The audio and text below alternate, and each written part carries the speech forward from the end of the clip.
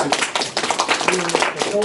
Mr. Toastmaster, Madam President, fellow Toastmasters, and guests. Now, I wanted to start my speech with asking you, when was the first time when you first learned about Toastmasters? But I believe most of you learned about Toastmasters today. Last night. Yesterday. Yeah. Well, yesterday. Some of you last night also. Well, I learned about it a little bit earlier. My first meeting in Toastmasters was in September the 17th, 2009. I went to the meeting, participated in it, and left it enthusiastic. It was so interesting.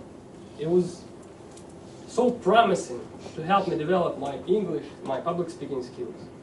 But at the same time, there was a little disconcerting thought. How on earth am I going to learn anything visiting meetings only twice a month? Well, the club, as I told you, was a great thing. If you were looking to improve your English, you could find it there. If you were looking to become a better public speaker, you could find it there. If you were looking for business partners, and perhaps in the friendship, you could find it there. I thought, what was the problem? Why no one tried to establish a new club, or at least try to conduct more meetings a month? Well, I started thinking and looking around.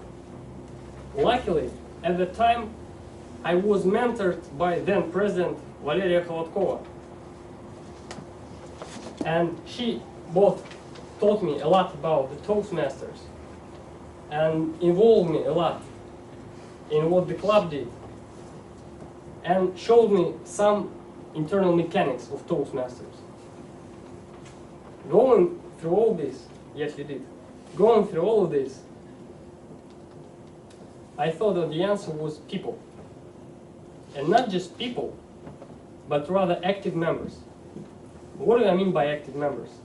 By active members, I mean people who come to the meetings, who perform roles like the Toastmaster, joke of the day, thought of the day, and so on, who help run events, and most importantly, who help run the club by being officers of the executive committee.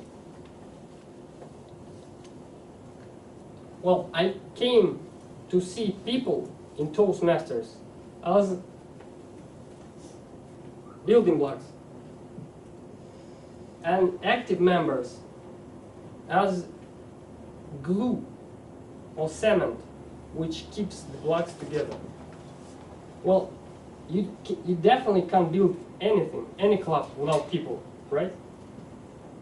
So, and generally, the more people you have in a club, the better.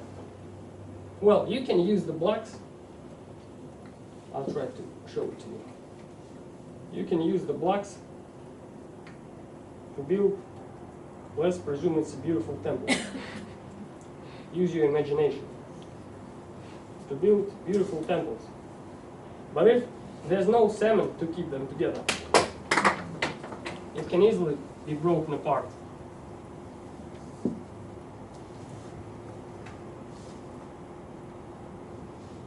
I will go on in a second.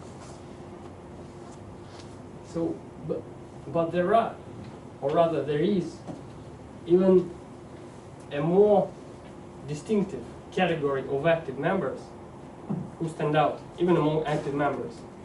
Those who sometimes find enthusiasm to start new clubs. As I know, there have been several people like that, but I want to tell you about three of them, the most prominent. The first is my personal evaluator today, Larissa Zorina, the president of and the founder of Redefless Moscow, the German-speaking Moscow Toastmaster Club. Could you please stand up? The second president is Mary Beketova, who unfortunately is far away from us at the moment, who founded Toastbusters back in 2012. And the third one is your president, Veronika Ladikova.